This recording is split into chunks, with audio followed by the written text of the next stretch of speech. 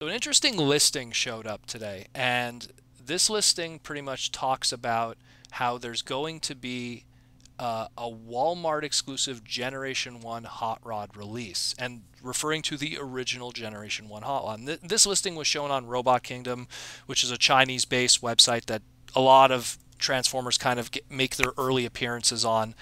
And they claim that the image that was included is just a placeholder image, and that there's more information to come. Some people were saying how this might not even be what we think it is, because up to this point, Walmart has been responsible for all the Hot Rod movie related exclusives. And so some Ah, people are saying that, oh, it's going to be, they're going to take premium Hot Rod, the deluxe, and do it in G1 colors or something, which they kind of did oh, already with the Legend scale. Other people are saying, no, that's not the case. This is, if it was, it wouldn't have the price point, because this listing has it at, I believe it's 39.90, 35.90, which is yeah. way too much for any deluxe For a figure. deluxe. For a Even the deluxe. overpriced, expensive deluxe figures that we're already used to in boxes now, that's still way above it. That sounds more in line with something that could be a reissue. But what's interesting to point out is the image that's supposed to be the placeholder. There's a few things I want to point out about it that's very interesting about this placeholder image. Not so much about like the robot that's being shown here, but the packaging. Number one, the packaging is very reminiscent of the original G1 packaging, right down to the Hasbro logo in the bottom left. That's the old school Hasbro logo from back in Mm. the 80s.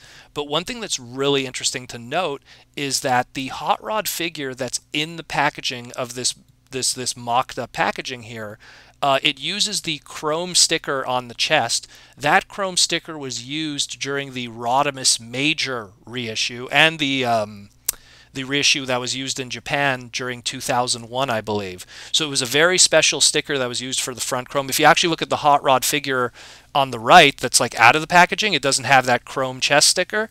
Yeah, exactly. And the second thing to note, which is very important, is if you look also at the car mode inside the packaging, it's being held down with a clear band tie, which is something that was never used back in the day. So that's clearly a modern form of packing that's being done. Mm. So there's a possibility that this packaging here is pretty accurate to what we will be getting. It's a mock-up, but it probably is a pretty good indication of what will we be getting in the future. But is this an indication that we're going to be getting G1 reissues back in retail after all these years since the commemorative series? Who knows? This is something that's really interesting, because Hot Rod has already been reissued one time before in America. It was released in Toys R Us. It was Rodimus Major. It came in a smaller kind of Generation 1-esque looking packaging before they did Mm. the book box reissues afterwards, which had the more Dreamwave art on it. So this is an interesting piece of news that has showed up, and they say here it's has a shipping date of June 1st, 2018. And this is totally coming out of left field, considering like we just went through Toy Fair and there was no word of this, and now it sounds like we're getting some kind of G1 product that was in no way announced or anything. And considering how G1 reissues in America have been absent since, I want to say, 2008, 2009, which was when KB Toys was still open. They had Sideswipe and Astro Train.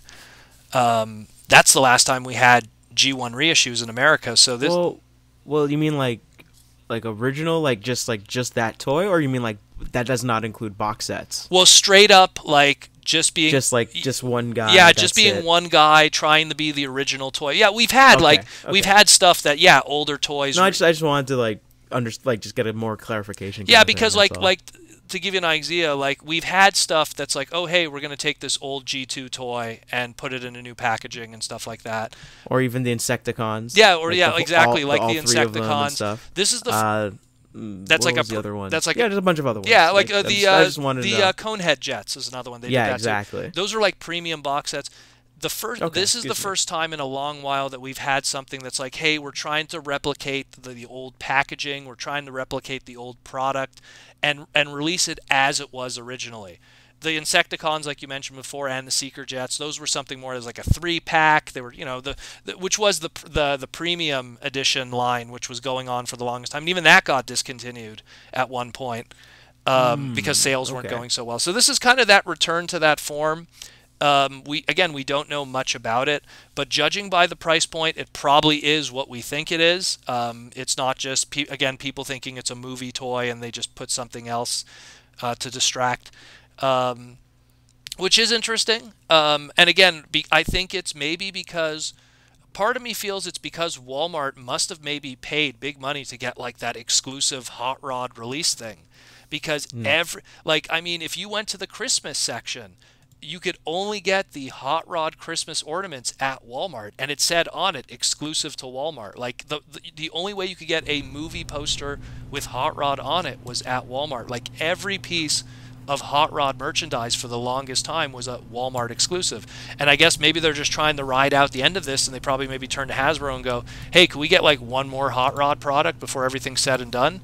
And considering we're dealing now with the fall of Toys R Us, so Toys R Us isn't around anymore, so maybe Walmart's trying to get like one really cool exclusive to put on their shelves or something. Who knows? But this is interesting, and as a hot rod fan, it doesn't really change my life that much because that mold I have like a million times. And I mean, judging and judging by the way it looks here, I mean, if it is what I think it is, I think they're taking, because even though there's been reissues of this mold, there's always slight sticker tweaks between them.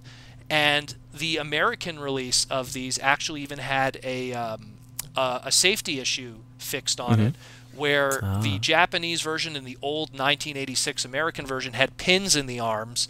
When it got reissued here in America as Rodimus Major, they actually put pegs for the arms instead of pins, because that way it would be less breakable, I guess. And so I wonder, is this going to be just that reissue of that American version? It looks like it a little bit in the picture here. It really does, because of that sticker and everything. And I mean, we're going to find out.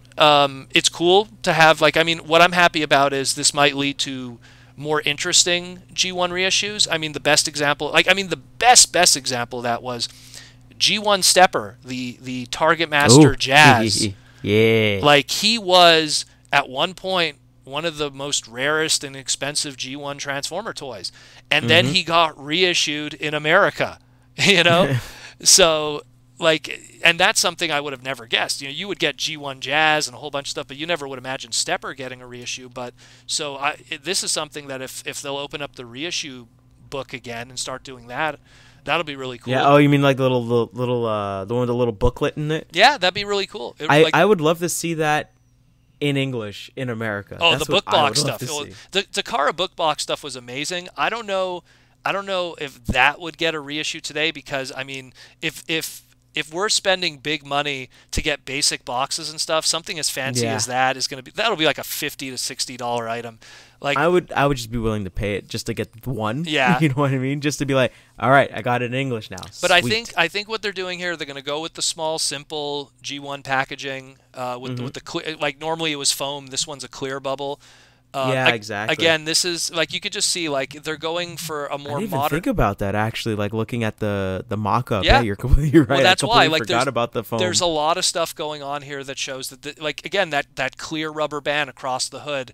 That's modern. You know, like, engineering of how we tie down products now. Like, we use those clear bands now. The clear bubble instead of it being a foam bubble. So all of that kind of stuff is indicative of what the Rodimus Major toy was a couple of years ago, and how that modern product is. Again, that chrome sticker on the hood, the way the blue is on the top of the windshield.